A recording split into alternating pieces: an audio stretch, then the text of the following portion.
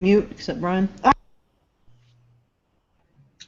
Hello, everybody, and welcome to Fireside Chat number 25.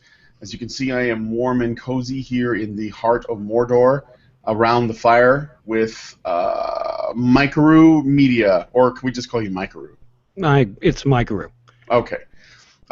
So, yeah, we have Mykeru and Allison is hanging out with me. Hello. Are you destroying the One Ring? Was that the drums? Oh, what drums? The drums.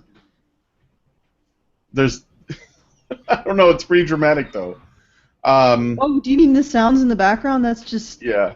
I'm in the kitchen. Unfortunately, I can't set up in the shop. No. Every single place in my house has background sounds because if I go to the shop, then the compressor turns on randomly and it sounds like, I don't know, hell has opened up in the shop. I go to the kitchen and people go into the, or specifically my husband goes into the whatchamers with the food and it makes sounds. I apologize. Because that's not actually the drums of distant warfare or anything. Oh, well, that's just the drums of distant crackers.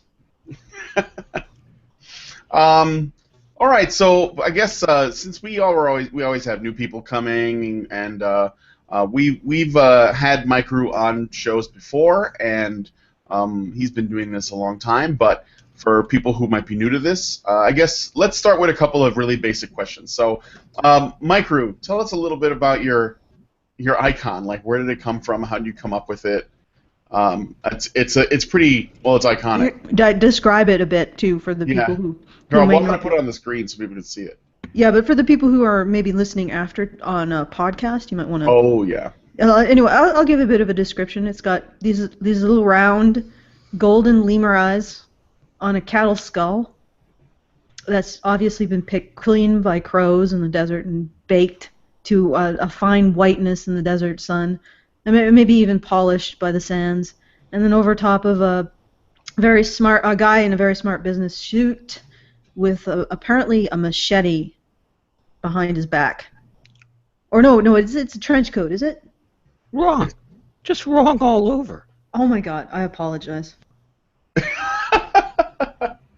It's a frock coat because it's a source image is a 19th century reverend. Oh, that's interesting. And there's a knife which is generic stock photo material. There's a cow skull. There's two lemur eyes. I came up with this about 10 years ago when I was influenced by the Berlin Dada and Hannah Hawk and that kind of photo montage sort of thing. And I was just throwing random stuff together, and that was one of the images that was that I came up with, including the chicken of death, which was a chicken with a dog's skull on it. It was just me fooling around, and then when I had to come up with some sort of image, I just used this, and it stuck for some reason. But looking back on it, I don't know if people are familiar with this. I wasn't consciously aware of it at the time, but I think there's a little something like Max Cannon in there. Red Meat, the comic. Mm-hmm. Where they have these stock, the images of the people rarely ever change. It's the same image in the panel, and they're all these sort of like mostly a three-quarter turn images or side images. So there might be a little something of that in that. Oh yeah, I could see that. I noticed a bit of a theme with the skulls. Is there a particular fondness that you have for death or bones or something? No, it was just a jag that I was on about 10 years ago in doing these montage images, and also I did a video where when I was trying to figure out what it was that I was thinking when I was doing this, and I came up with a maybe apocryphal story about when I was in Arizona. There were a lot of cow bones around because we lived adjacent to BLM land, and sometimes cows would sort of wander off and die in your backyard, and my dogs found. In fact, I looked out the window and I was saying, "What the hell are they playing with?" I thought it was like a Nerf football that had the first layer taken off because it was kind of ovoid and pinkish, and then I realized they had this cow skull that had been mostly cleared of flesh, but it still had bits and pieces of flesh in the crevices, and it was overall this pink color. And I didn't have the heart to take it away from them. Because really, I mean, when you think about all the things that can make people happy, or, you know, a gift that you can give to a kid on Christmas Day, nothing compared to the joy that those dogs were getting from that cow skull. Yeah, they are sacred, cow skulls and dogs. No, well, you know, and also too, if you're going to come up with some sort of image to use on the internet, what do you do? I mean, as long as it reads, you know, you can kind of see it when it's in a tiny 20 by 20 pixel form. Yeah. Can't be too elaborate. So, as far as all the things I could have randomly selected, it's not bad. Yeah, no. And Shrek was taken. So Shrek was taken, and everything else is copyrighted. And speaking of copyright, I got a copyright notice from YouTube. Apparently, the little snippet of the song that I use in my title sequence, which is Geeshie Wiley's Last Kind Word Blues, which was recorded in 1930, I was under the impression that it was in the public domain. But apparently, there's this music company or copyright squatting company that has filed a claim against me for the use of it, which they now say that they can monetize my videos on the basis of it. But I did a little digging into them, and apparently some people have found that their original creative works, their original music that they put online, the same company has claimed copyright on. So they are just scummy copyright squatters. Wow, that is scummy. Well, shall we go into more of the background of your YouTube and online, how you ended up creating a channel and why? It seemed like a good idea at the time. It all begins that way, doesn't it? It seems like a good idea. Who knew where it was going to?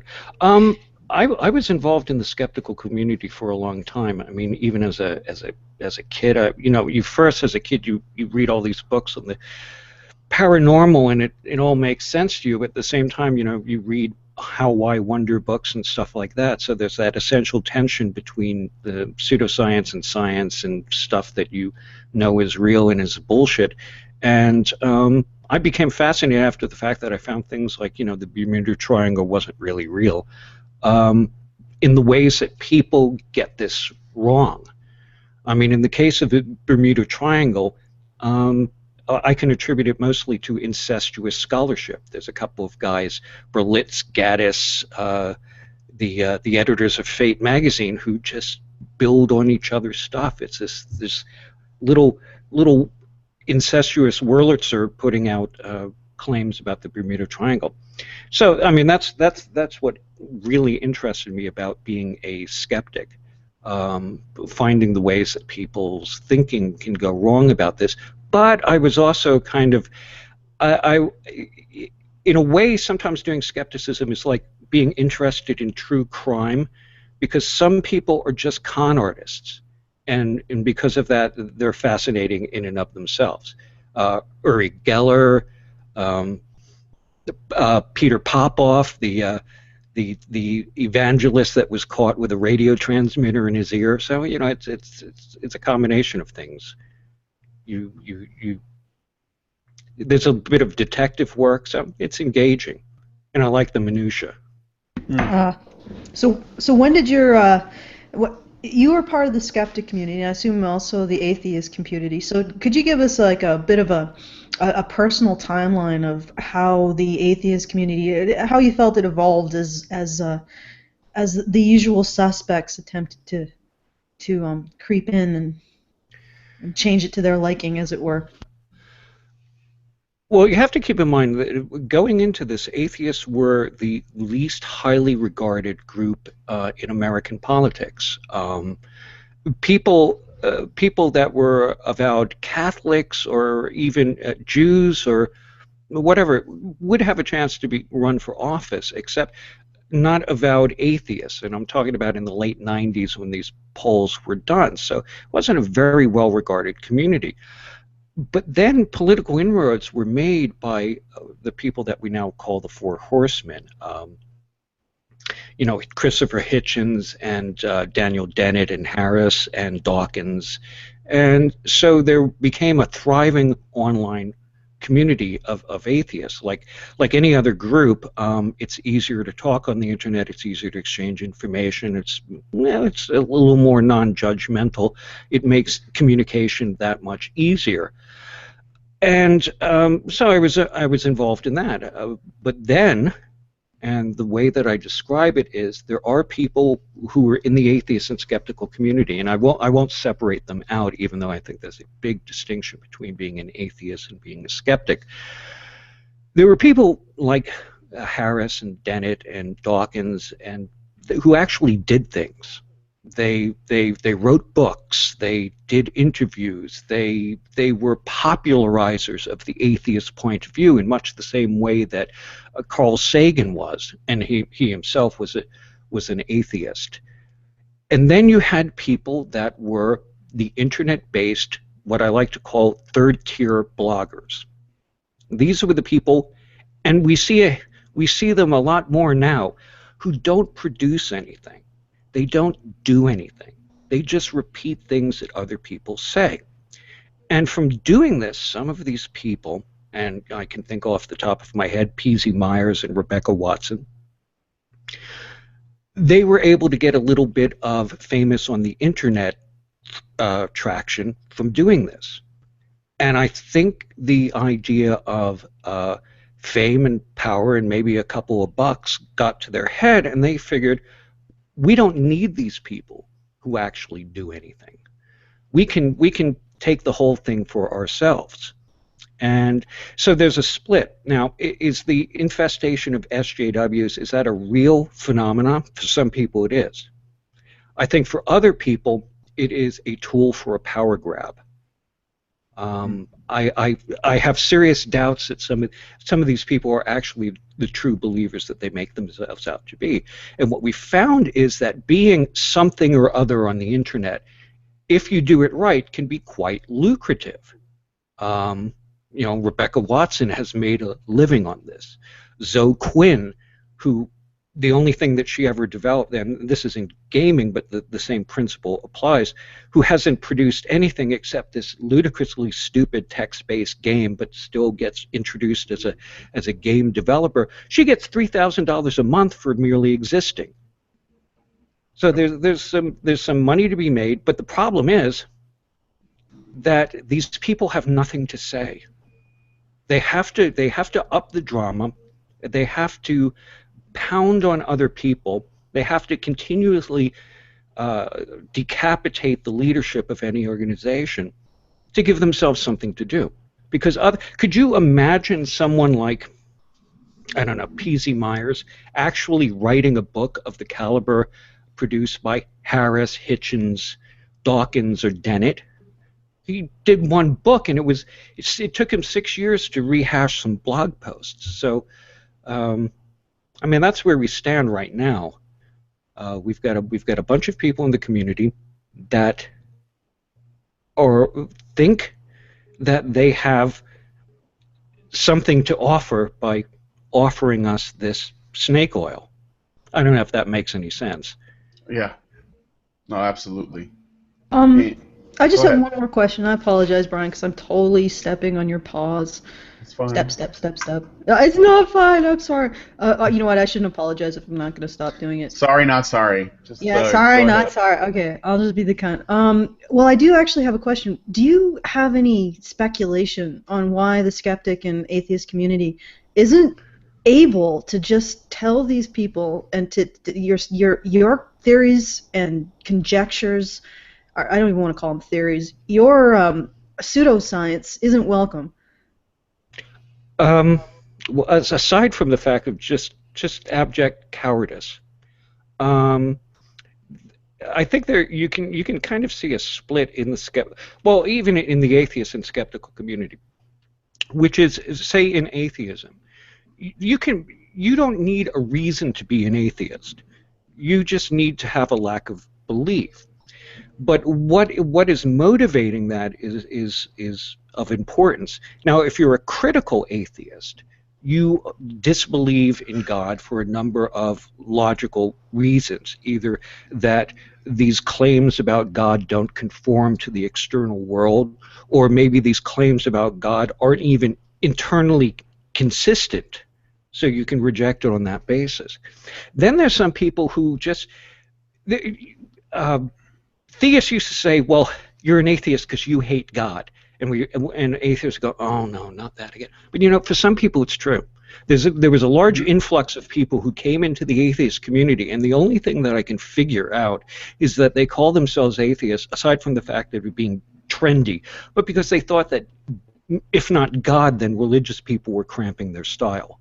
That is to say, they had no critical foundation. It was more or less a kind of a personal or emotional reaction to what they perceived to be oppression. And in the skeptical community, well, you know, the extent to which the skeptical community has sold out is appalling. And I can only really attribute that to cowardice. That no one wanted to be called a misogynist or a sexist or a racist. But then again, they were able to maybe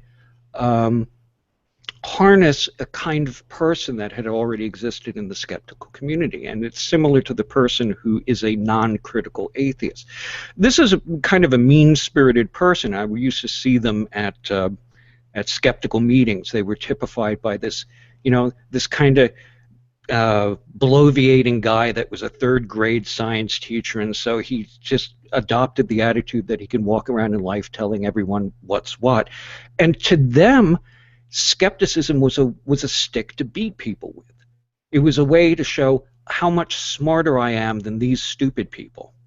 But when you're in the mind to do something like that, then it's all externally directed. Skepticism doesn't become a method that you would turn on yourself.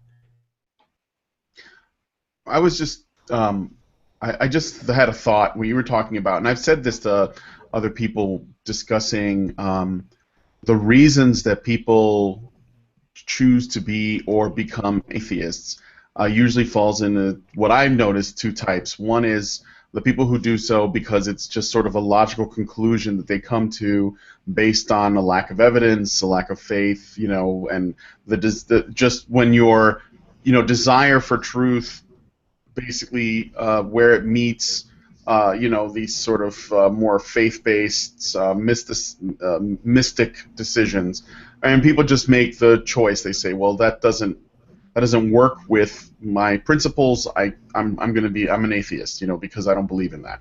And then there are people who do it out of a sense of like it's almost like revenge, like they're angry because maybe they were raised religious, and it's a personal thing for them.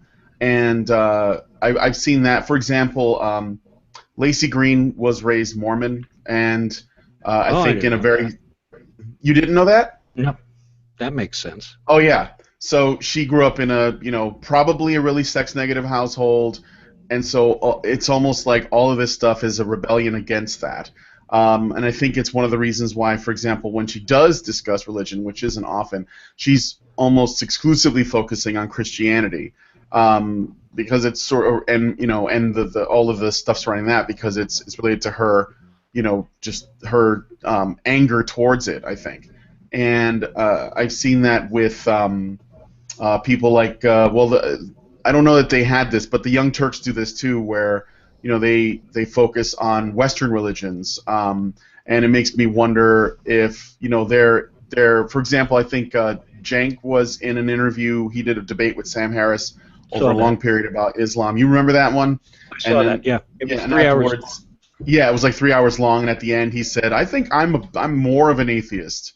I'm a better atheist than Sam Harris because, you know, the way that he decided to compartmentalize, you know, how much to criticize Christianity versus, you know, say Islam, and all that." So I just wanted to sort of touch on, I think that's true, that there are people who are that become atheists because for them it's a logical conclusion and it's a personal thing, and then there are people who still carry a lot of the moral sort of the moral baggage from abandoning religion, and they're angry.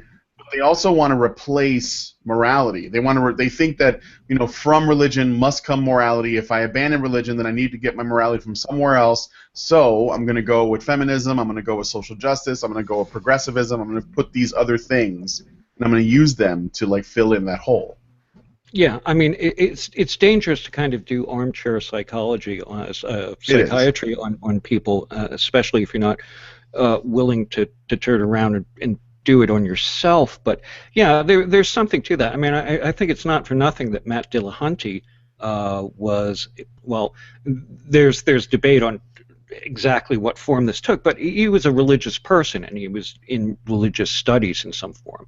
I think later on he claimed that he wasn't studying for the seminary, but he's obviously taken the same kind of absolutist sensibility and a sort of default authoritarianism into the way that he deals in atheism too. These are people who are at their heart ideologues. They're not of the mind to just, sometimes you reject an idea and it's nothing personal. It's just that there's no evidence for it. You just abandon it. I mean, I can think of offhand, one theory that I always liked in human evolution was the aquatic ape theory, that somehow humans have some sort of aquatic characteristic, hairlessness patterns of the way that the hair falls, the distribution of fat, because we went to some semi-aquatic stage, I mean, in rivers or something, escaping from predators.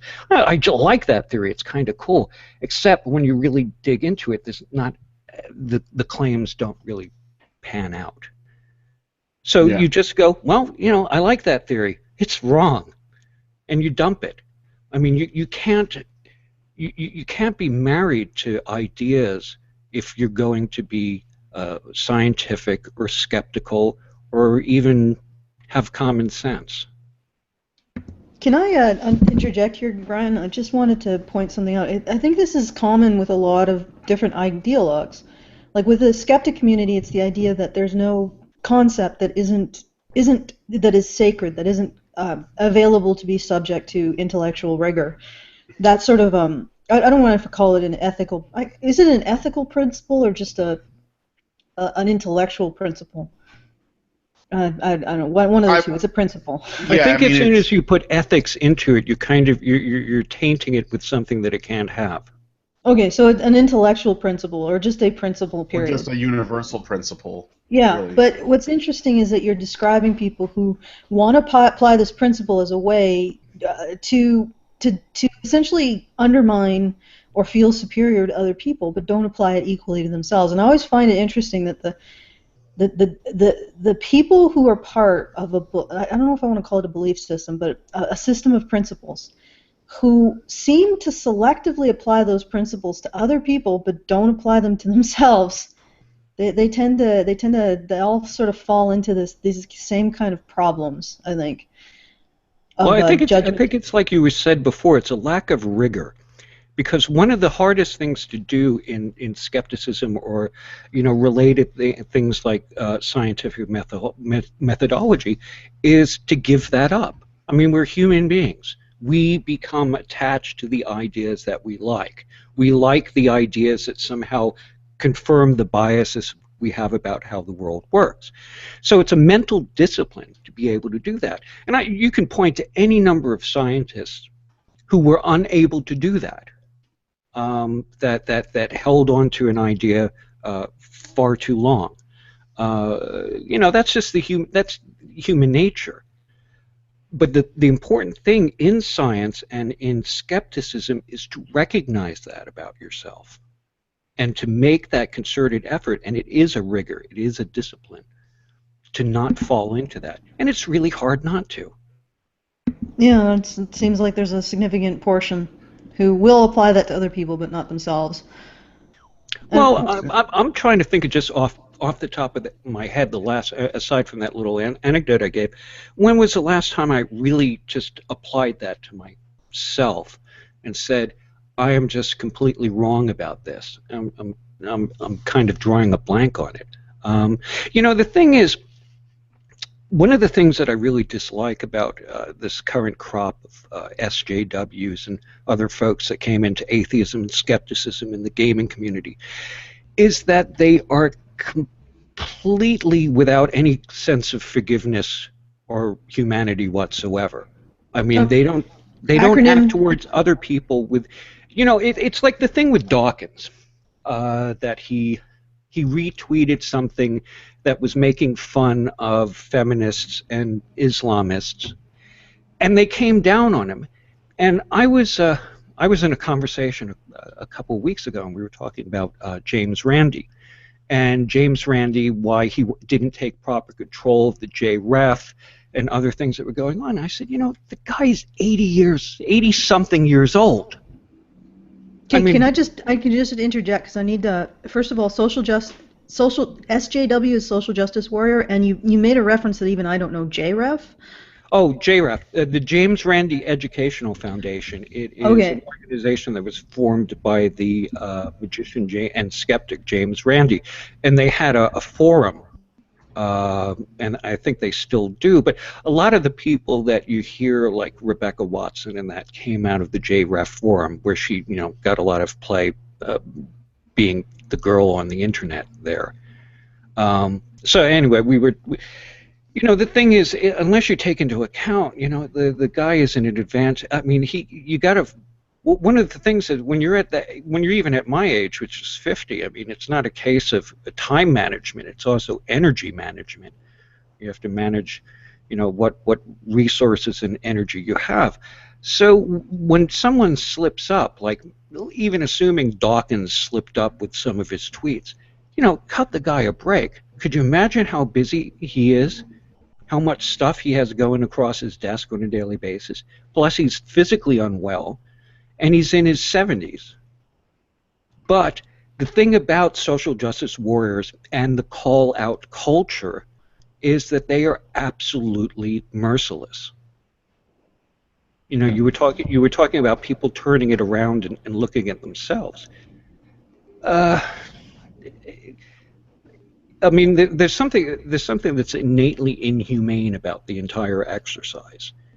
Well, there's also, I mean, if they did actually turn it around and look at themselves, they might have to ask themselves why they're turning groups of people into scoreboards for other groups of people, and whether or not the people that they're turning into a scoreboard are actually being elevated or degraded by the act of being turned into a scoreboard. When you mean turned into a scoreboard, you mean? Well, okay, let's use an example. Hillary Clinton goes and does a speech, brings a bunch of women and minorities with her to show how not racist and sexist she is. Because some of her best friends are. Yeah, exactly. Yeah, and also, like, when you have you create this system, you have one group of people whose actions we recognize and we judge based on their impact on another group of people. Mm-hmm. So that secondary group of people becomes a scoreboard for the first group of people. It becomes a set of consequences for the actions of the first group of people, and this entire structure is essentially what they're doing. Is they're saying that for minorities and women only their main identity as people is to be acted upon by what they consider to be the oppressive class. So the oppressed or the actor class gains points if they help or save minorities and women, and they lose points if they don't do that. So it just becomes a measuring stick, a scoreboard for one group of people. But what's really funny is that, and this is getting like into the reeds, so I don't know if you want to go there. I can take this a lot further. Do you want to go there, Mykeru? Does any of this make any sense? Drill down. All right, I'll drill down. Okay, so you have one class of people who take action or recognize to have the ability to take action, and that's of course white, straight, cis, het men. Well, I said straight twice, and then everybody else is essentially a scoreboard for the actions taken by white, straight, cis men. So everyone else is reduced down to simply a substrate upon which those actions are written. Like and they consider this entire process. Tokenism is an example of this process. to use a recent example in Canadian politics, Justin Trudeau appointed 50% of his cabinet to be female. And I remember arguing with the Liberals. I said, if it was those women's merit that got them into their positions, why are you saying that Justin appointed them? Because this is really all about Justin using female politicians to gain points for himself. Right. As their savior. There's an attempt to be universal there. It's like Hillary Clinton saying, we need a woman president, as though the fact that she's a woman, all these other things follow. And in appointing 50% women without reference to what their merits are or what they actually believe, yeah, it's treating women like some sort of monolithic group. One is as good as the other. Not just one as good as the other, but the reason why they got to cabinet is not because of their personhood, their personal merit, their personal abilities, but simply because Justin, through his beneficence, bestowed these on them. So Justin gets the credit, not them, because if they were to get into the cabinet on their personal merits, then we wouldn't say that Justin had appointed half and then give him all the kudos. So all of the positive, like the score, Justin's scoreboard by appointing 50% of the women to his cabinet, or 50% of the people to his cabinet being women, he's increasing his scoreboard, but it's at the expense of recognizing the women's personhood. Because we don't, in this instance, we don't say, no, it was their merit that got them elected. We say, no, it was Justin who got them elected. And women submit themselves to this shit. They submit themselves to an abdication of their personhood, an abdication of recognizing their merit in order to receive beneficence from the silverback alpha gorilla. And it's disgusting. And what's interesting is that these individuals think that reducing women down to a scoreboard, can you see how that Justin is essentially reducing women down to a score, his own score, in this moral passion play or whatever, reducing women and minorities down to a scoreboard for white, cis, het men is not degrading them. It's actually somehow elevating them. And that when you said they don't turn the mirror on themselves, that's it. I mean, if they did turn the mirror on themselves, they would see that they are not actually embodying the principles that they say that they uphold. Well, one of the reasons why they don't turn the mirror back on themselves, why that the light that they shine on others never comes their way, is, sometimes it's malice, sometimes it's just mendacity, sometimes it's just laziness. And when someone is saying, well, I've appointed these women because they're women, not on the basis of merit, that could come down to simple sloth. I mean, evaluating people based upon their merit, that's hard work. That actually takes some reading. You've got to actively take a part in that. What he came up with in order to score points was the laziest solution possible. I mean, it's like, and there's an analog in it in the skeptical community when you saw this influx of people who called themselves skeptics, but they didn't really know what they were skeptical about.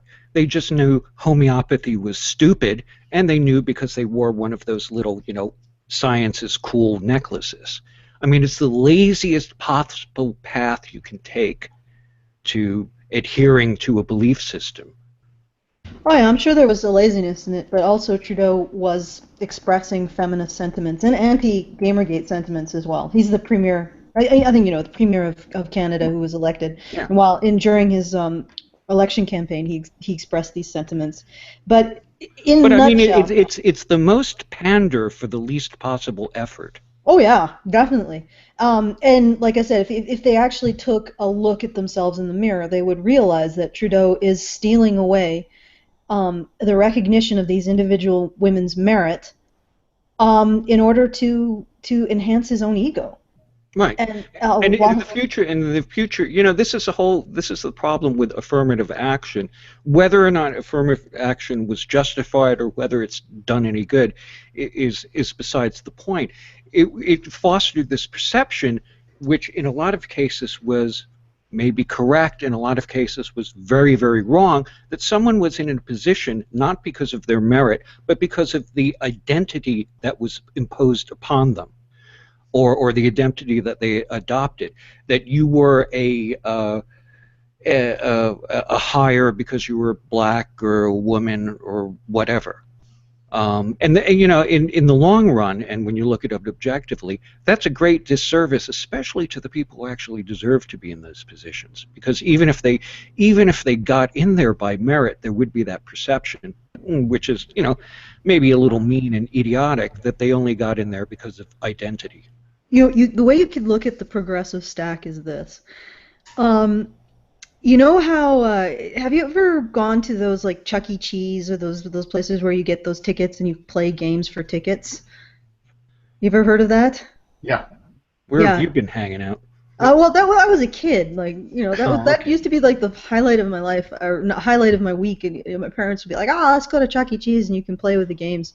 It was like an arcade. And there was this one game where you rolled this sort of wooden ball, and there was a series of rings with different.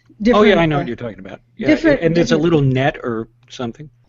Yeah. So you would roll the ball up this sort of slope, and it would just sort of like launch off, and you try to get it inside the rings, and each ring had different points. So the larger ring had like 100 points, and then the inner ring under that was like 75, and then 50 points, and then or actually it was reversed. The larger ring. It was called skee ball. Skee ball? Okay, so the larger ring would be like 25 points, and the inner ring would be like 75, and then or sorry, 50, and then, you know, you'd go progressively more points the smaller the ring was, because it was harder to get in. That's sort of like the progressive stack. If you assist, like the proverbial handicapped black lesbian, if you give her the assist into her position as a cis het white man, you get the most points.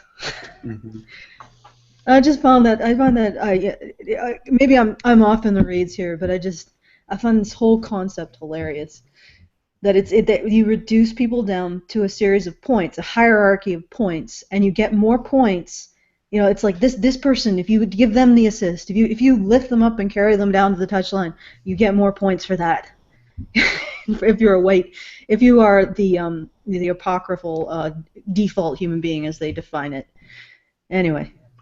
Yeah, well, I mean, if it makes sense when you've essentially taken the ideas of the civil rights movement as described by Dr. Martin Luther King, and start judging people not by the content of the character but by the color of their skin. I mean, this is a logical outcome of it. I mean, I wonder what King and others would have thought about the progressive stack. Huh. I don't think he has. I don't think King had an interest in that.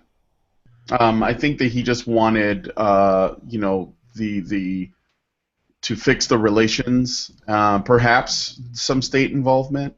Well, that's another issue, which is, I mean, there's a large chasm between what King was looking for, which was equality of opportunity, and what's demanded now, which is equality of outcome. Yeah, exactly. I don't think he would have wanted that, because I think that he hopefully he would understand that would actually do more damage, in not only in the short run but in the long run especially. Yeah. So it's hard to look back on someone like King and have someone with that kind of moral gravitas, and then, you know, see how it's being applied in the current progressive stack and the kind of whiny victim politics that we find ourselves in. It's just a huge contrast, and really, I mean, King accomplished so much through that moral authority, by acting right, by acting decently, by being the better person.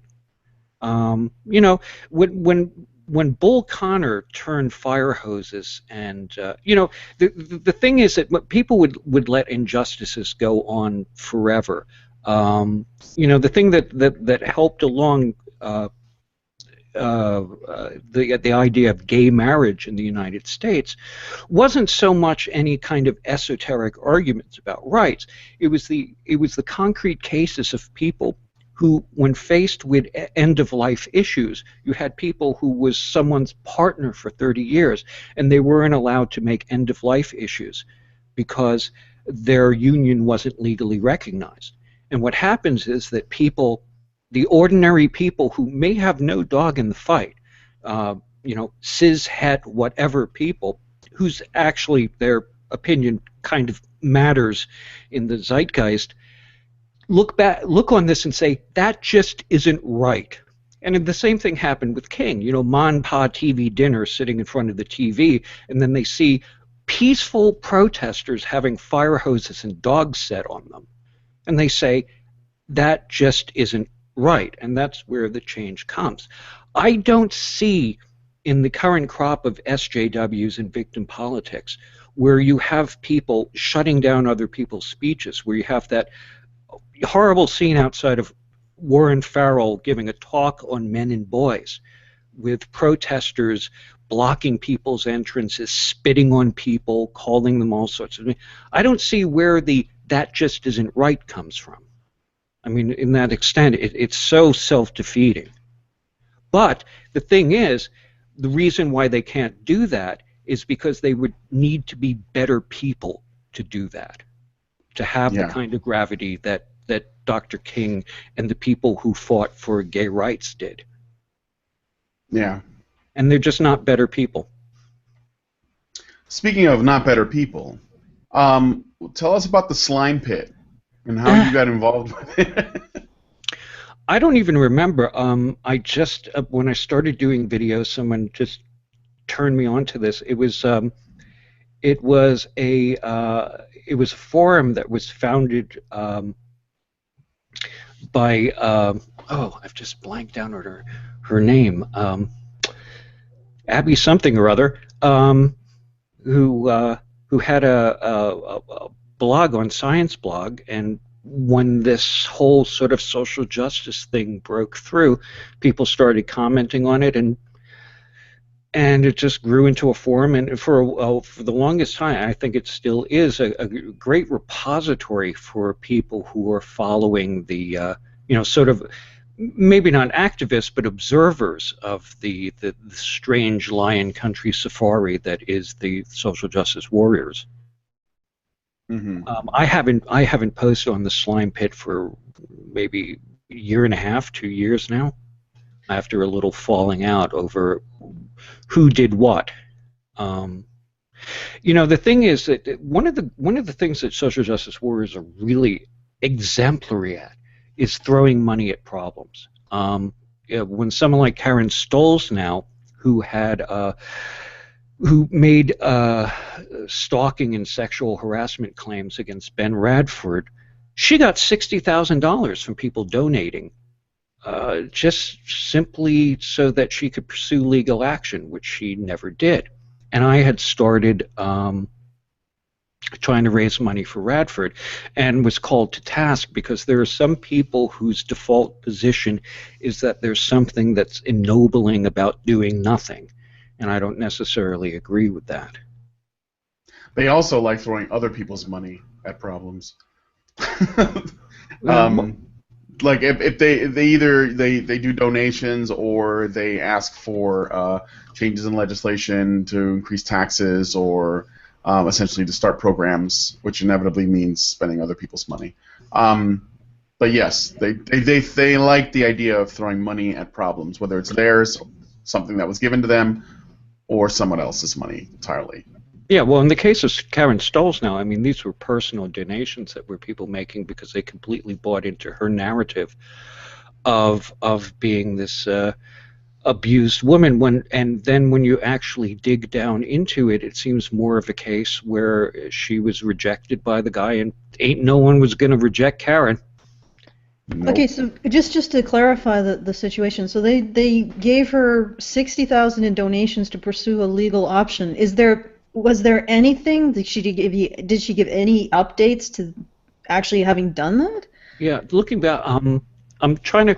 It was either $60,000. You know, that is what they're actually going to be. What they claim they're going to do with the money is usually vague. It was either some sort of vague thing about giving a voice to victims of sexual harassment, or to actually pursue some sort of legal action. Neither of which came about. I mean, she helped gave a voice to victims of sexual harassment in the same way that Anita Sarkeesian made videos with $400,000. What was the name again? Just to Karen Stoles now. And the Abby person you were trying to remember was Abby Winters. No, I think it wasn't Abby Winters. Okay. No. Okay. No. My bad. Okay. Let's see. I'm gonna go to the next question. So, social media has a torrid relationship with you. Yeah.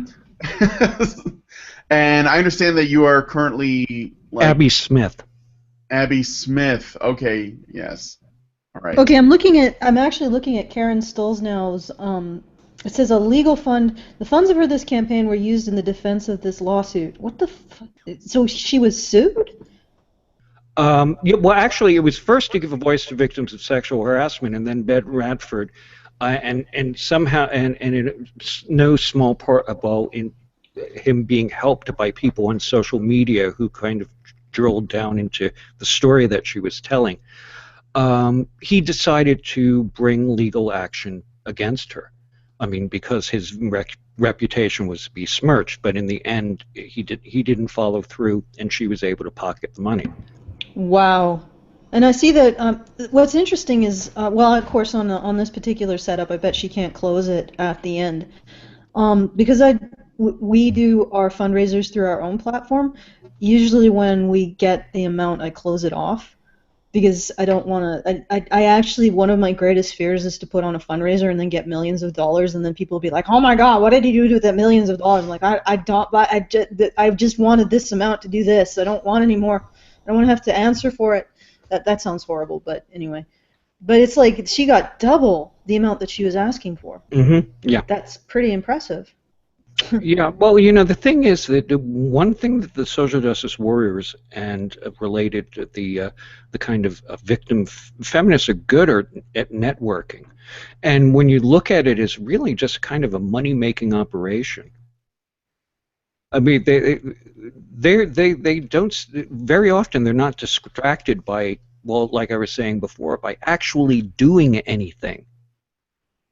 I mean, if you're say, and let's raise the name, Brianna Wu, you can get on Sci-Fi on this show, The Internet Ruined My Life, and you can tell a completely bullshit story about how you were stalked and harassed and how you're a major game developer, and it's easy because you're not actually developing games. You're not actually doing anything. You're just repeating this story on the internet. I mean, it's a very cost-effective way of doing things. I mean, that con artists know about. I mean, you can try to make some money by actually doing the research and development into a drug that would actually help people and do due diligence and have testing and all these things and go through the FDA, or you could just get out your wagon and sell snake oil with you know, some stuff that you found in the kitchen and some turpentine from the garage, and you're in business. Bullshit is very cost effective. It is. Yeah. So this video, Brianna Wu one that was on Sci-Fi, is that part of the same series that did Sui Park a couple weeks before? Yeah. So are they gonna just go through and like they're Yeah. gonna just do one on all of the prominent? What is this? What is the name of this series? The internet ruined my life. Okay, and I guess the general gist of it is they go with people who most likely brought it upon themselves. Oh, victim blaming. And it's the same cast of people. You had Sui Park. You just had Brianna Wu. I'll bet you anything that, you know, somewhere in this will be Rebecca Watson. Maybe Anita Sarkeesian won't do it because she doesn't need the money or the publicity. But it's going to be the same cast of characters. Yeah. The same little incestuous circle jerk that we see all the time. Well, they're gonna need Anita. They got to do a whole season of victimized people, and I think that women and Brianna Wu works better than men do. So Yeah. they're I wonder. gonna need. Yeah, women work better. Well, I wonder when I'll get my episode. Yeah. Well, you're not really a woman, Allison. I mean, Oh yeah, I forgot. Mike is he does really great voices, and we're not actually talking to Allison right now because there is no Allison. Oh shit, are we on the air? She's our shield. She is our shield. Well, you never know. It could be one of my many aliases. Aliases, yes. Aliases. I was unable to watch someone sent me the link to the thing with Brianna Wu, and I was just unable to watch it because her asymmetrical face triggers me. I mean, it reminds me of the '80s film The Blob. So, not the Steve McQueen, the original one. This kind of dough face. But I did see bits of the one with Sui Park, which was positively ridiculous. She was walking around in front of an open window, and there just happens to be a sniper in the building across the street. Honestly, I like the actors they get to play them in the dramatizations. Well, just like Hollywood, it's like watching crime films, or crime documentaries like Forensic Files or something. The actors are always so much better looking than the actual people. Yeah, absolutely. So anyway, we're going to go back to social media because the internet didn't ruin your life because you're not going to get a TV show or anything. But I know it's so unfortunate. I wanted to see that cow skull lemur thing animated, like at a window and really dramatized. Maybe get Pixar to do it. I think that would be great. But I'm looking at plush toys. Yeah, plush toys. Yeah. Or maybe a bank. I don't know. You could have them in childhood cots or cradles. It would have to, something large enough and kind of gangly so that you sit on the chair and it casts a really cool shadow.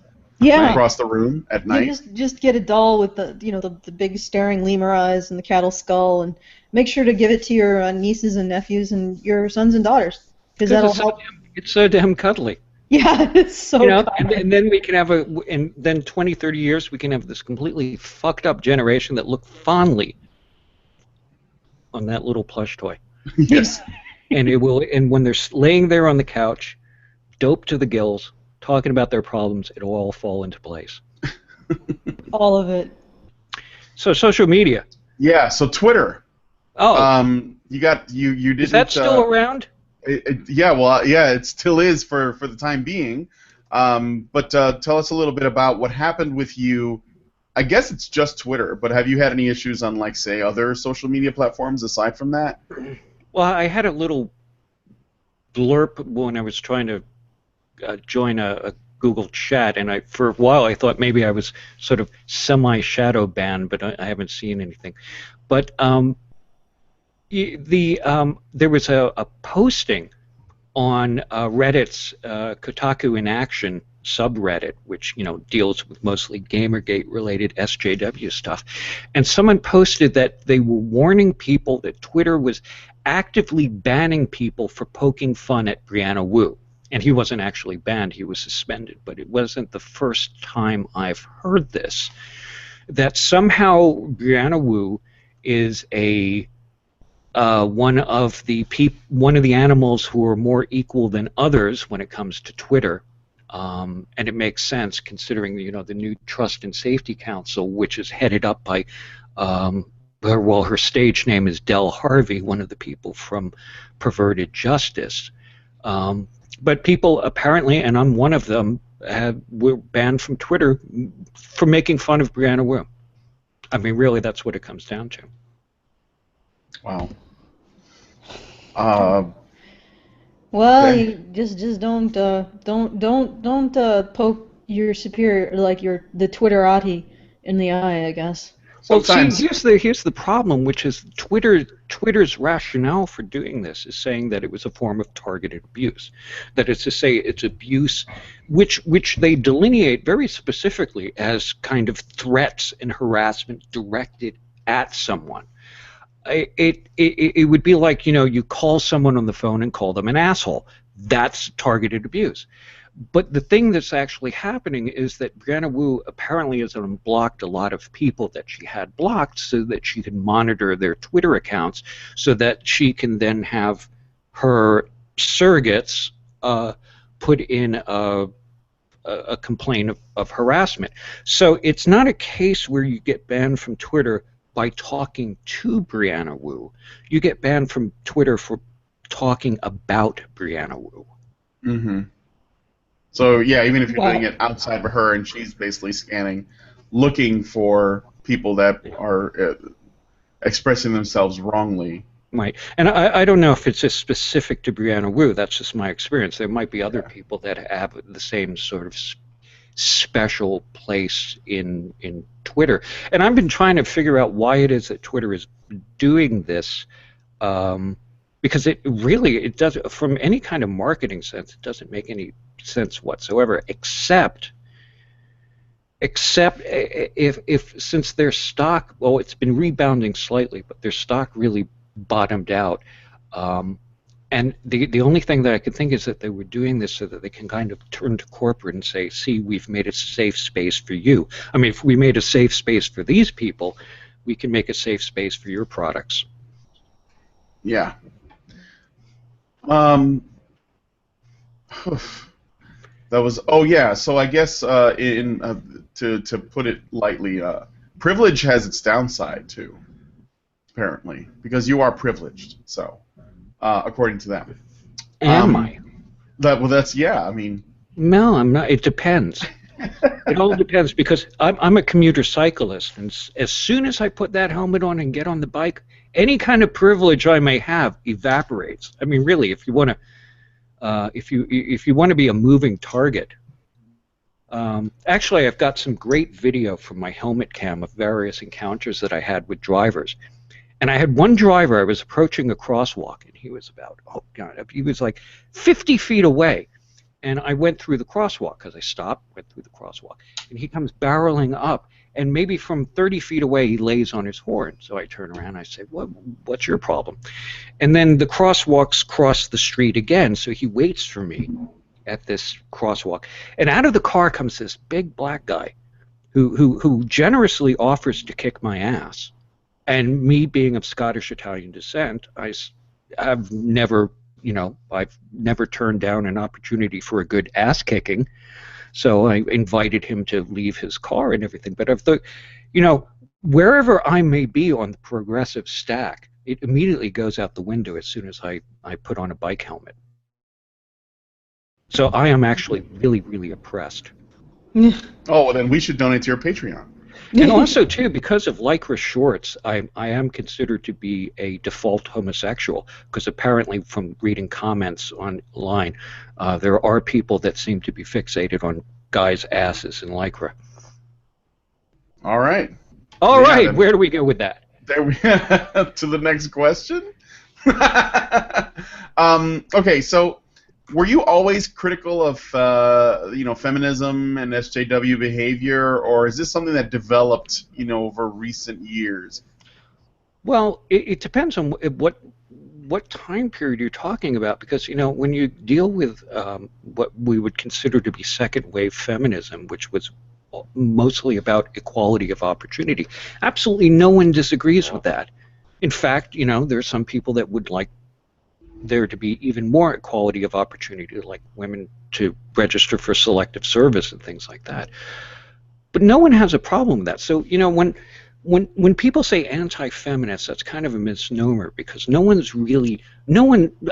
unless you got some real chauvinistic knuckle dragger, maybe motivated by actual misogyny or some sort of religious perspective, no one's anti-feminist. What they're against is the third wave intersectional victimhood feminism that has taken over. Mm. And also, too, that kind of feminism demands that me as a male admit to all sorts of things that I haven't done, that I'm a potential rapist, that I'm inherently misogynistic, and all of that stuff. So really you're against that kind of feminism because it's almost like a show trial confession that you're going to have to make. Oh, Brian's muted. I wonder if he's doing... No, there's a loud truck driving by, and I don't want to.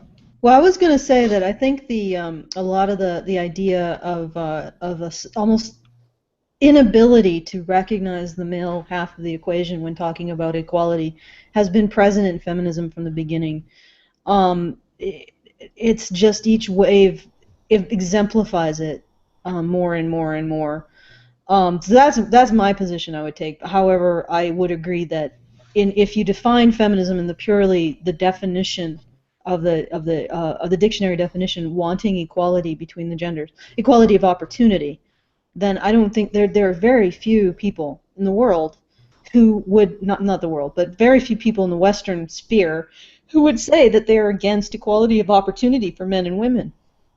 And I think those people who are against it, the fundamentalist religions, I mean, you have to look at who are the primary consumers of these fundamentalist religions. Like most fundamentalist religions are not doing too well in the male department in retaining men in their congregations, and that most religions, period, are not doing well in retaining men in their congregations. As soon as there's an option to leave, a lot of guys do. Like once they hit 18, they're out and they're not coming back. So these anti-women congregations, you think, are mostly filled with women?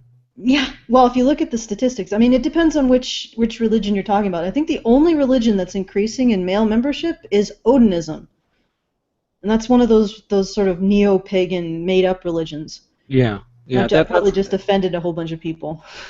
Yeah. Well, yeah. It kind of it sounds like something that you do at a lark, so that you can have barbarian feasts and shit.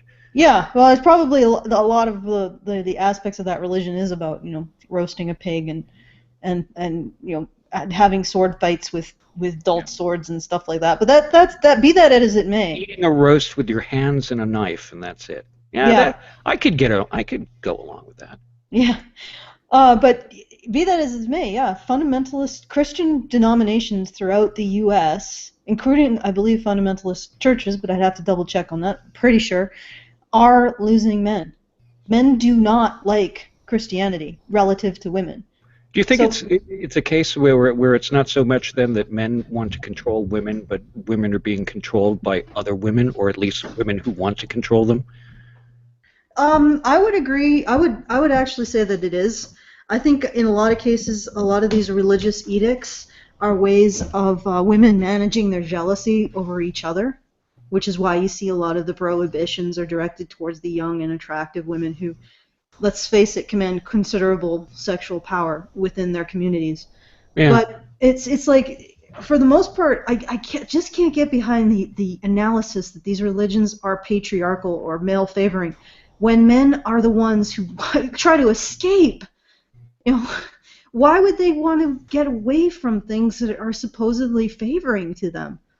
You know, well, you know, but in either case, it's males that get the blame. It's like the walk a mile in her shoes campaign, where guys have to wear high-heeled shoes on somehow the proposition that high-heeled shoes are something that men have imposed upon women, which is horseshit. That's an arms race that women involve themselves in. Guys don't care if you wear high heels or flats. Yeah. Ultimately, we want your shoes and everything else to come off. It's like feminism is women fighting with other women about what's best for women, and men are getting dragged into it. But it's not just feminists, it's just women in an arms race with each other. Yeah. I mean, a lot of the things that women complain about, you know, the cost of getting their hair done and makeup and, you know, the clothes and everything. It's like, you're not obligated to do this. I know any number of women who wear sensible shoes, don't have a lot of makeup, and just pull their hair back and they look just fine. So it's blaming guys for an arms race that is being held between other women, and they're not even feminist women. It's just women competing against each other for what they perceive to be resources or rare resources. That is to say, the percentage of guys that they would actually look at. Yeah, it's like feminism is one of the ways in which women are responding to other women. You know, like if often they're arguing against the church, and there may be, like what Allison was saying. I think there's also the idea that for many people, the church is essentially a place where you build a community, and maybe women that want to have families with husbands and children and all that, they see a great deal of benefit from building a community with other families, and they can feel safer, in that community when they know everyone is following the same rules and they're going to the same church and they know the same people. And the husbands generally, as Allison pointed out, are less interested in it because they don't. I don't think that they just don't generally believe they need that to do those things. But it may be, it reminds me of this is just a Simpsons cartoon, and whenever Marge wants to go to church, she thinks that Bart and Lisa are getting out of hand in some way, and she says, well, what we need is more church. And Homer does not want to go to church, but Marge really does because she thinks that it's going to help. I think that's actually a good example of sort of a microcosm of the way that this sort of manifests in real life too. Yeah. Oh, so and in that race, there's a lot of excluded middle. It says, which is to say, treat women as if they're these sort of high maintenance feminine types that have to wear high heels and that, or they're just flannel wearing dudes with tits. And there's a middle ground in that, which is that women who are just dress sensibly, don't put all that effort into it, and actually, I would say, I don't know who to ask on this, but if you're one of those women that has to spend all this time on your hair and your makeup, and someone was asking me, because the way that I dress for work is I have all solid colored shirts and black pants. It's almost like Seth Brundle in The Fly, which is to say everything always matches. No matter what random thing I take off the rack, it's going to match, and that way I don't have to think about it. But if you're spending all this time worrying about your hair and your makeup and what you're wearing and the right kind of shoes to go with this, I mean, do you have time to do anything else besides maybe bitch? Yeah. Well, okay, just one last thing about the Christian congregations and their sex makeup. If the women abandoned Christian congregations, they would disappear. Period. So essentially, when people assert that these are patriarchal, women-hating religions, they're saying that these groups of women, these communities of women, are perpetuating their own oppression. And the thing is that the male priests are aware that their congregation exists because the women are creating it, essentially, or ensuring that the community remains healthy. Or at least present, and so it just boggles my mind why women would engage in this kind of oppression. Would not just engage in this kind of oppression, but maintain it, and all they would have to do to end it would be to stop going. Mm-hmm. Well, you're thinking that the primary purpose of this exercise is to have either be oppressed or have control. But I mean, since you're talking about religious congregation, they're all trying to score. I mean, they're engaged in the completely selfish activity of trying to score points with God as they see it. Yeah. I mean, one of the things that I found remarkable about people that were devout Christians or evangelicals or involved in some sort of fundamentalist exercise is how kind of completely selfish it is, because they're not thinking about the big picture. They're not there to help other people. They're working on their own, that is, their own personal salvation plan. So that, I mean, and maybe this kind of directs back to talking about, women with hair and makeup and everything, is that this kind of fixation on whether or not you're put together enough to compete for the male resources that you think are worthy, or whether or not you're in this sort of evangelical congregation and you're working on your own salvation plan. It's such an inner directed thing that, I mean, it's got to foster this kind of deep sense of, even maybe if they're not even aware of it at the time, the sense of just sort of self-involvement. Makes it almost, I mean, if you're spending all the time on, looking at trying to deal with the externals of how you present yourself or your salvation plan, it doesn't give you a whole lot of time to think about other things or other people. That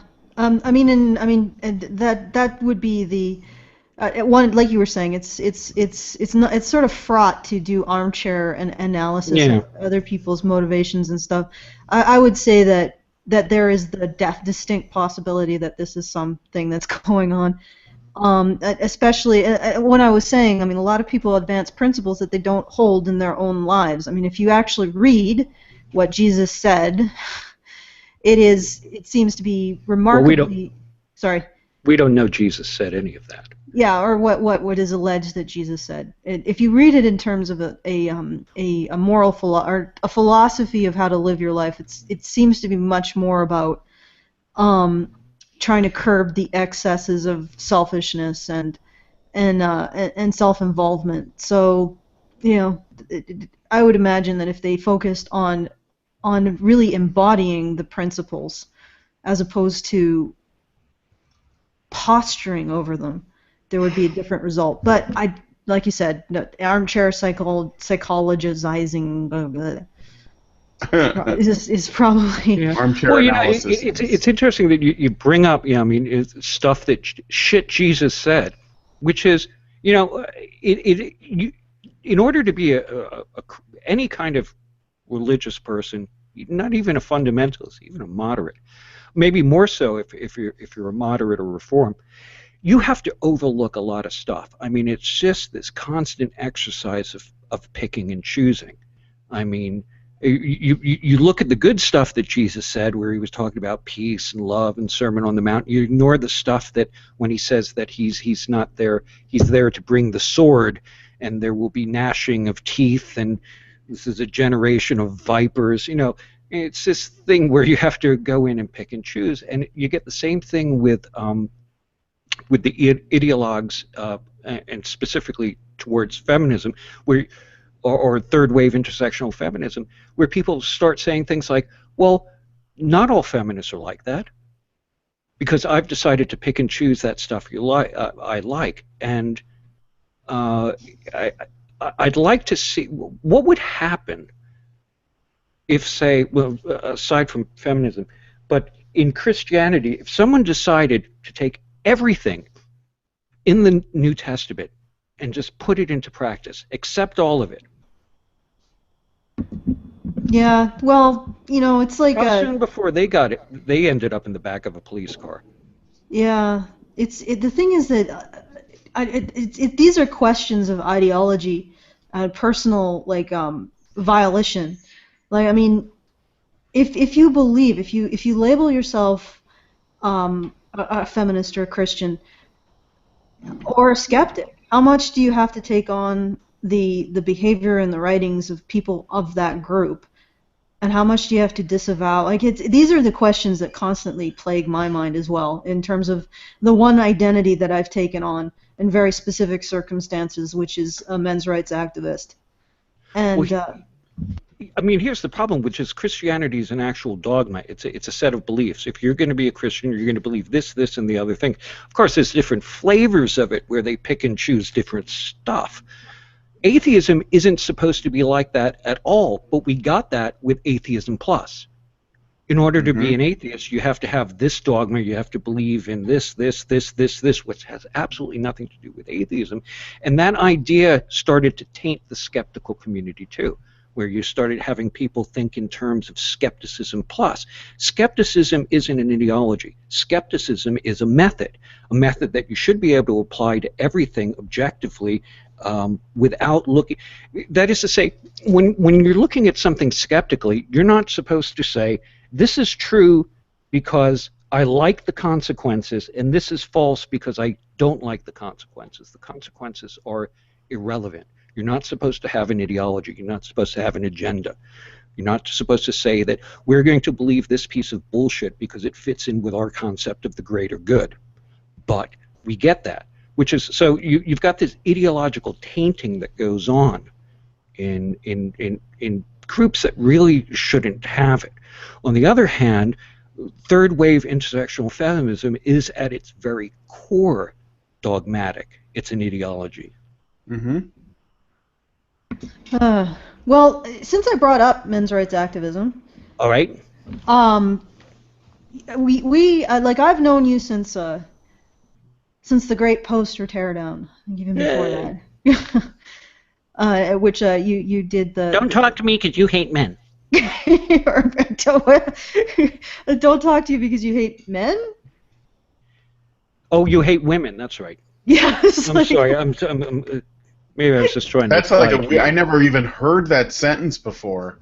Yeah. Don't talk to me because you hate men. That's never been stated, I think. Yeah, this is like wow. This is a pin on this. Whatever happened to Sasha Wiley Shaw? I don't know. I guess she disappeared. She didn't make the winner's circle of the Victim Olympics. I know, and she was playing that twisted wrist for all it was worth. Yeah. But she got arrested by the cops because she was banging pots with the. Oh well. Oh well, for anybody who doesn't know what the context of this is, men's rights. Or one of the splinter groups, Men's Rights Vancouver. Basically, John the Other went to a construction hoarding in the center of Vancouver and put up a whole bunch of posters. Possibly the most innocuous men's rights activist posters in all of existence. It was basically the men are human posters. So, you don't fear and hate gay men. You don't fear and hate or gay and lesbian people. You don't fear and hate black people. And Mykeru, I'm going to have to mute you because you're making noise. But you don't fear and hate Jewish people because that would make you a bigot. And then you don't fear and hate men, do you? Was the final line. And then men's rights are human rights. So he put up these posters on this construction hoarding. He got permission to put them up. So technically that because he got permission, they were his property, and tearing them down was not legal. And what happened is he found that people were tearing them down. At one point in time, he ended up confronting the people tearing them down, and this a remarkable series of exchanges between John the Other and this individual woman who Mykeru, what was her name again? Do you know how to unmute yourself? Just hit about creepy bitter girl, right? Yeah, this is creepy. Yeah. So this individual, Mykeru, what was her name again? Her name was Sasha Wiley Shaw, who was who was I don't know where they came in from this. I think they were somehow affiliated with Atheism Plus and some Vancouver feminist organization. She was a slam poet too, I think. Right, she did slam poetry, and I'm trying to remember the name of the organization, the ones that were banging pots. Is it even worth it? Nah, not really. Okay, so slam poetry. Why is it always slam poetry? So John got footage of himself confronting creepy bitter girl, and she said, "Don't talk to me. You hate women." And then one sentence later said, "I haven't said anything about you, aside from the fact that she thinks he hates women." Right. No self-awareness whatsoever. Yeah, no self-awareness whatsoever. And this was this incredible debacle, and I think Mykeru did a series of videos. That was the first one I did.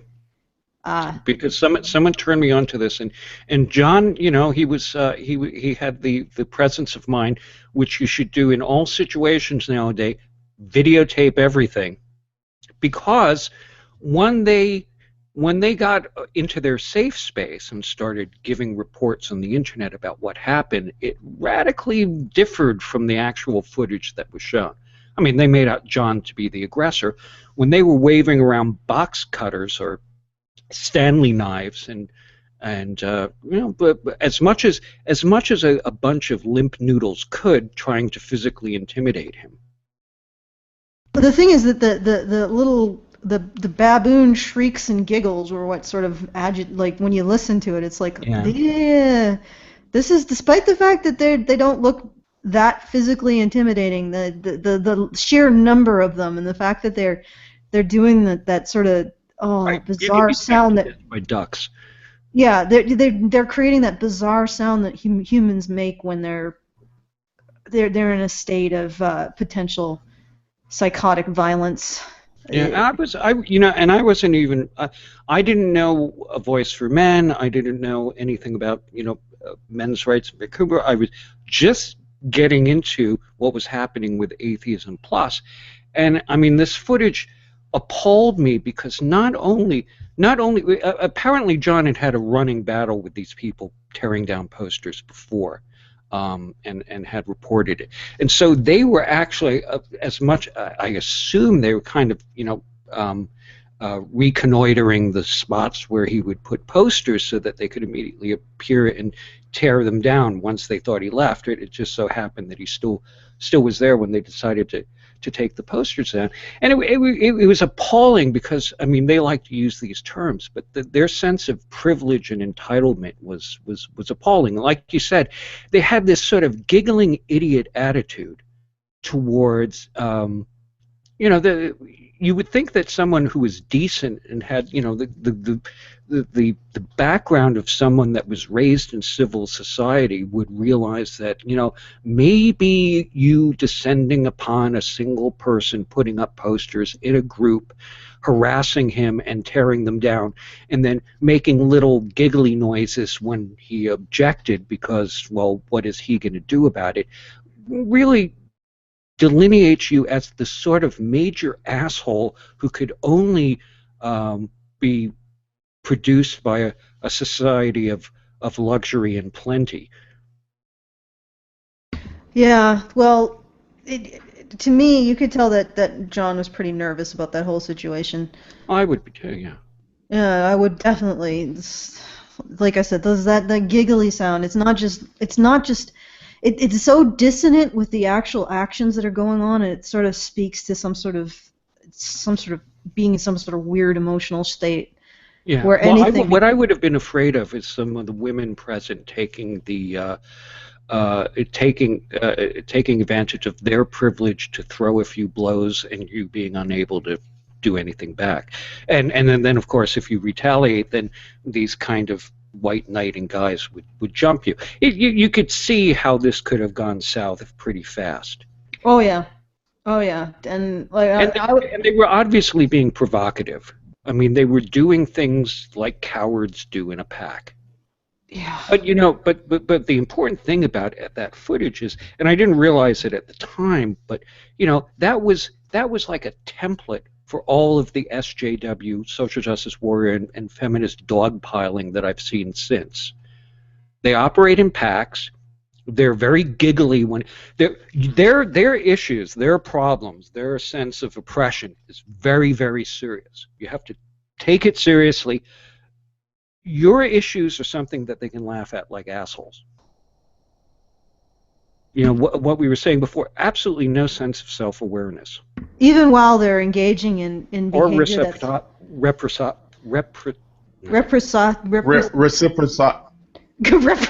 My God, it's spreading. Reciprocity. Reciprocity. That's the word. Usually it's me who can't pronounce the damn thing. Yeah. So, you know what? Speaking of threats, I want to ask a question. In one of your videos, you used the term threat narrative. Yeah. And I wanted to ask if you could expand on your use of the term in that video. Yeah, I mean, I'm certainly not the person who came up with the term. I mean, it's been bounced around before. But what I understand to mean by the threat narrative is that the SJWs have, or the social justice warriors and the feminist. I wish there was like some umbrella term for these assholes. They have. Oh, there is. We're going to get to that in the next bit. Regressives. there's a lot of names. The regressive left, the Bay Area moralists, the authoritarian liberals, the authoritarian left, like all that stuff. Yeah, it is a playbook that they play. I don't know. This is a strange segue, but I was watching some of the reaction videos to the Ghostbusters trailer, and apparently from things that came out about this production is that it's another lazy remake. It's a novelty remake. They said, okay, well, we'll have an all-female cast, which would have been good if it were good. But what seems to happen was it's got a bunch of lazy jokes, and it's not particularly funny as far as anyone could tell from the trailer. But what happens is, as soon as people started criticizing it, they were saying, well, you just don't like it because it's all women. No. I can think of a bunch of movies that had women leads that people love. The Alien films, for example. There's no misogyny in that. But that's part of the playbook, which is you do something that doesn't take a particular amount of effort, or you do something very badly, whether it's to make this movie or whether it's to make, Revolution 60 from Space Cat Studios or Depression Quest or something. You do something as your identity, a woman, badly. And then when people point out it's shit, they say, well, that's because you're a misogynist. Sometimes that doesn't go far enough. Because if you really want to do stuff without any... Now you've done something and you've gotten criticized and you responded saying you're a misogynist. Now you got to take it to the next step, which is you have to make sure that no one criticizes you further. And now you say that all criticism is harassment. And sometimes you gotta pad it out, like with the Suey Park, the internet ruined my life thing. It wasn't just people criticizing her on the internet. There was a sniper in the building next door. There had to be. Right. And this is what I mean, but this is what's meant by the threat narrative. That is to say, there is no legitimate criticism. It's all threats and harassment. And what they'll do, and this is something that's been going on in comments, and this happens on Reddit, this happens on certain YouTube comment channels. This Rebecca Watson did this a lot on Skeptic, which is to say, if you have a legitimate criticism, so someone criticizes you and they really hit the nail on the head, that gets deleted. If someone's criticism is just calling you a stupid cunt, you leave that one to give the impression that people that are criticizing you are these like 12-year-olds with a foul mouth. And that's part of the threat narrative too. There is no legitimate criticism. All criticism is threats. And anyone who criticizes you immediately is aligned with, this stereotype of a racist or a sexist or a misogynist. Can I just want to interject there, and I think there's some meta-analysis from, I guess, what you might consider a men's rights or the stuff that I look into, which is gender dynamics. The idea that that women and how women are acted upon comprise sort of a moral scoreboard. That comes from actually what they call a psychological phenomenon called moral typecasting, in which we view people as actors or acted upon, and generally we are far more concerned about the internal experiences of people that we view as primarily being acted upon. And conversely, we don't have as much concern, very little concern for actors and how things affect them, because we don't really recognize that they have an internal world. We just see them in terms of their actions.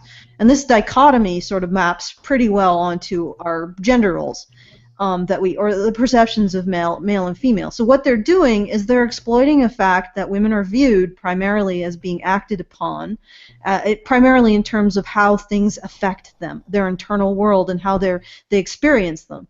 And that our society really centers a lot of its morality around how things affect women. So if things are bad to women, then they're bad things. So that the whole like threat narrative, they're creating harassment out of legitimate criticism because that criticism is not very comfortable for them to tolerate. Yeah. And it's so interesting to me because not only does that emphasize these gender roles, this dichotomy between women and men. Not only does it codify it and emphasize it, but it also it exploits it. Right, and they're saying I'm under attack, so the normal rules now have to be suspended. Yeah, but what they're exploiting in order to assert that is a very traditional way of viewing gender. And it's not even traditional. Traditional is a misnomer here. It's actually traditional the way fast food is traditional food. It's taking traditional gender roles and removing all of the things that make a functional society and just leaving everything that triggers every one of our instincts when it comes to gender. And so they have these fast food gender roles, and they exploit the perception that women are primarily acted upon. They exploit the perception that women are submissive and passive in order to perpetuate their own agenda. Right. Well, you know, I think that's true, and I think to a large extent, a lot of the things that we see in human society are sublimation of things that are hardwired into our brains. Last week I was sick and I was laying on the couch wheezing, and I just started watching Neil deGrasse Tyson's reboot of Cosmos, and they had this one section on evolution and the Burgess shale, and you've got some little Burgess creature just tootling along. It's showing how the eye spots develop, and it's just swimming along, all happy and then this big thing comes and eats it. And I was laying there, I was thinking, that really doesn't happen to us. I mean, we are animals that are really, aside from each other and the fear that we have of each other, we were not really under constant mortal threat. I mean, a bunch of grizzly bears could organize and march in our cities, which would be scary until we started shooting them from helicopters. I mean, we were not under mortal threat. So I think a lot of the hardwiring that we had, the anxiety, the survival anxiety that we have hardwired in our brains, gets repurposed for lesser threats.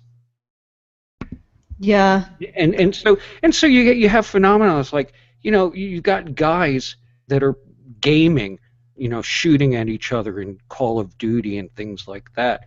And it's because, warfare doesn't really happen in our lives, or we don't have, or they'll play games that have some sort of tribal single combat thing, because that's something that doesn't happen anymore.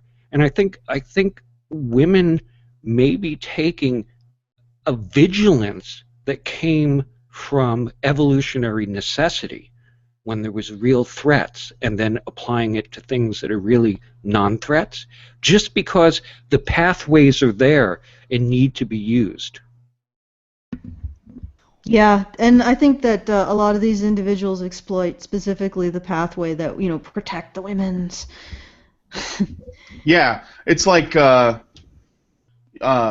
reason why, what I saw, that was after the San Bernardino shooting, the Young Turks did a video before all the facts were out, and Cenk, I think that's how you pronounce it, sat there and screamed about how we're the monsters. It's us, it's us. We're the monsters.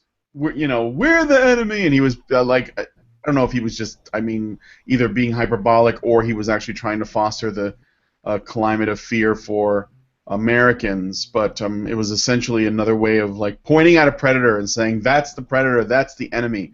And even though humans, as compared to most creatures in nature, don't really have that much to fear compared to other organisms on the planet.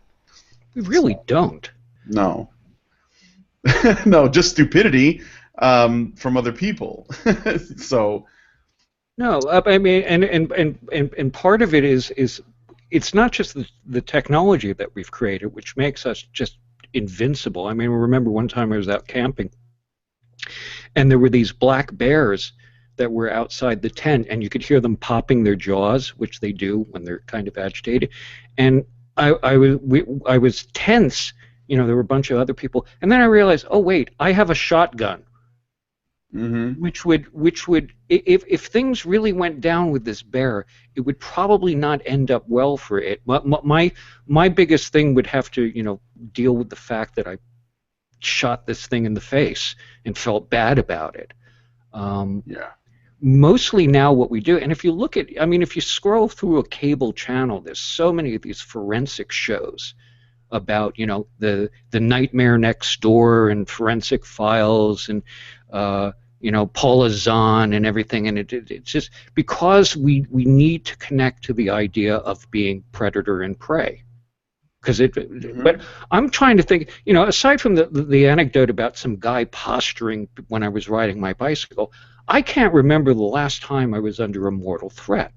However, I am told that women worry about this a lot more, even though men statistically are more likely to be victims of violence outside of the house.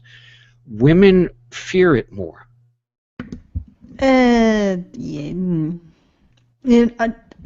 The thing is that, yeah, I'd imagine, well, I think women in general... I mean, generally, not universally. I think women in general have a higher risk assessment.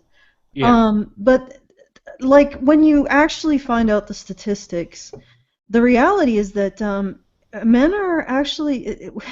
I mean, if you really look at the statistics, a man is better off being escorted by a woman home than the reverse.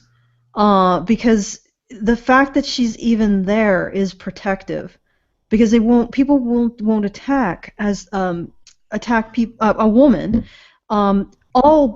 Almost every single criminal preferentially prefers to attack men, including female criminals. Mm-hmm. So having a woman around is actually protective for men. Right.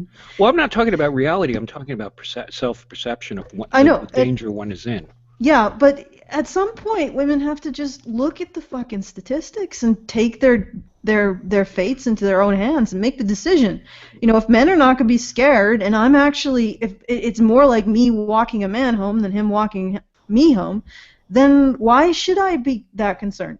Or even not mistake situational awareness and alertness with fear. Like you can be alert to your surroundings and concerned about your surroundings without feeling fear, which is probably a better situation to be in, because fear can be very submissive.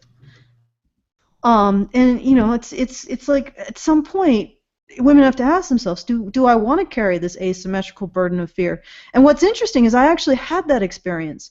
And this is one of the reasons why I really appreciate men's rights. And it's just from a female perspective. While I was researching a lot of this stuff, and this was years and years and years ago, while I was researching a lot of the statistics on rape, you know, it came to me, and it took a while for this really to sink in.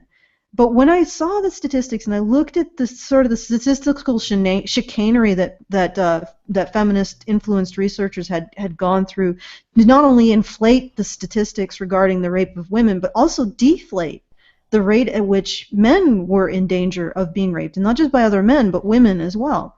When I actually looked at these statistics and realized, and specifically the statistic that really, really helped was the one where I learned that 60 to 80%, if not more, of men who rape women were themselves sexually abused, usually as teenagers.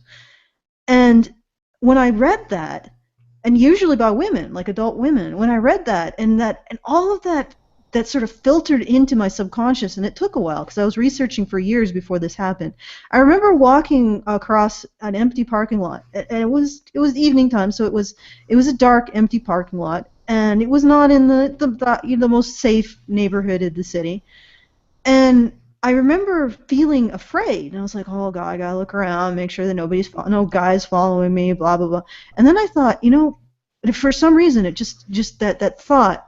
Wait a second. Well, men are also victims, and men who become rapists have been victims. And for some reason, that moment, it all liquefied my fear, and it was like gone, and it was just like a huge weight, just poof, gone right off my shoulders. And it was actually a pretty incredible moment. So I never realized I had been carrying that weight my entire life until it disappeared, and it was liquidated by the research that I did into men's rights. And that was the biggest moment. That was like the liquidating the fear of rape moment.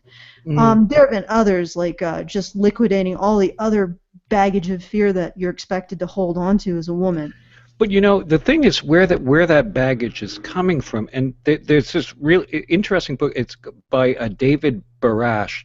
It's called The Hare and the Tortoise: Biology, Culture, and Human Nature. I mean, and the point that it's making is that technology evolves very quickly. Culture evolves very slowly, but our biology has not changed for thousands of years, which is to say that we're always carrying now we can and we have laws and ethics and things like this to try to overcome this, but the biology that we have is essentially the same, you know, mental state as existed 50,000 years ago. So that's the baggage that we're carrying it around. So when you're walking in a dark parking lot, whether or not you're a man or woman, but there might be a little more evolutionary baggage for a woman in this regard, is that feeling, which you can overcome because you did, doesn't mean that it's not there as a kind of a hardwired evolutionary baggage that we're walking around with. Yeah, but there's also, like I think you said, that there's a huge amount of propaganda trying to pump that up as much as possible. Oh yeah, I mean, and the thing, and whether they're consciously aware of it or not, it's strange that for people who are supposedly against stereotypical gender roles, and more recently against things like evolutionary psychology, have harnessed it so much in their favor. I mean, when you look at the damseling and the threat narrative that's running through a lot of this propaganda, it's by people who on one hand would completely disavow evolutionary psychology. On the other hand, they are tapping into it. Yeah. Oh, I got one last question. It's kind of banal. So if anybody wants to follow up on all the stuff we've been talking about thus far, I'll give you a chance. Topic at badgerpod.com. Yeah. But here's the last question. Yeah, email us more questions if you got any for Mykeru. We'll try to get it to him. I noticed that you have one of the things that I think makes your channel really unique to me, aside from your really interesting icon, is the kind of music that you have playing. And I wanted to know, first of all, can you tell me a little bit about it? Because it has a very old folky sound, but it's I just don't know quite what I'm listening to. And is there any specific groups or places where you can recommend that I find more of this kind of music that you have playing on your channel? Yeah, with the piece that I'm playing is the opening of Last Kind Words Blues by this artist Gishi Wiley, Sanson in 1930. Gishi Wiley, as far as we know, there's no existing photographs of her. We don't know what happened to her. And as far as I remember, she only recorded 3 songs on the Paramount label, whether in one session or just very closely, sessions very close in time for the Paramount label. And then she just sort of disappears off the map. As far as I can tell, though I've had a copyright claim by one of the copyright squatters that disputes this, the song is in the public domain. You can find it and other, the good place to start was the music itself. If you search for Last Kind Word Blues on YouTube, there's some people that have it up, and they have just a picture of the Paramount label. It's also available on archive.org, which is the memory.gov website, the Library of Congress, that has this music and related music up there. In fact, they have a feature which is the Internet Jukebox, where you can go and pick out genre songs and listen to representative examples of them. So that would be the first place that I would start, which is memory.gov. Okay, Ooh. so for everybody who's interested, I'm putting a link to Gishi Wiley Last Kind Words in the low bar. And I've also put a link to Mykeru's channel and the specific video that we were discussing, which is John the Other's encounter with Creepy Bitter Girl. And I highly recommend Mykeru's Creepy Bitter Girl, Ask Creepy Bitter Girl series. Yeah. It's pretty hilarious. I mean, I like all of them. I was just there's a rant. There's one that's just called The Rant, I think, and it's like 45 minutes long, and it's a thing of beauty. It's a thing to behold. Oh yeah, there was a video where I just cut out the rant section just for people who needed some ranting, which I go into, as I saw it, the history of the social justice warrior infestations and other things. All right. Exactly. That's the all right for the end there, Brian. That's the last all right of the show. All right. All right. Oh, you got two more in there. All right. All right. China. All right. So if you said guys... already, I see what you did there. Oh yeah, I just added one more. Tag one more on. If you guys enjoy the show, please tell us what you think in the comments. But only if you enjoy them. If you have any criticism, that's harassment. No, we don't want to hear that. That's harassment. And go to our patreon.com. Actually, no. You put in the harassing comments so that we can use them. Exactly. We can make a couple of bucks off it. Yeah. Yeah. So yeah, if you want to compliment us, just send that to topic@badgerpot.com, so we can bask in the glory that is us. And if you want to harass us, put us in the comments, so then we can say that we were harassed. I mean, if you want to criticize us, and then we'll label that harassment. And we will be spending the next few days scouring the internet for any comments about us that we can label as harassment. So you don't have to direct it directly at us. We'll be looking for them. We'll find it. That's right. We'll dig that shit out. Okay. All right.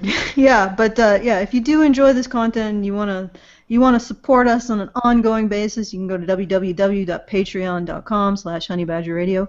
If you just want us to give us a one-time donation and walk away, like the cad, but the badgerizing cad that you are, you can go to www. Want to treat us like cheap hoes and leave the money on the dresser? Yeah, go to www.feedthebadger.com. We're doing a current fundraiser to cover several Gamergate and men's rights issues events. We are currently have successfully funded Karen's trip to South by Southwest Save Point panel, which was very exciting. We got lots of great footage, and we look forward to bringing that to you. And now that you've funded it, I can finally take the cost off my credit card. And that's very good for me. It is. It is. It's a sweet moment. Okay, so thanks. And yeah.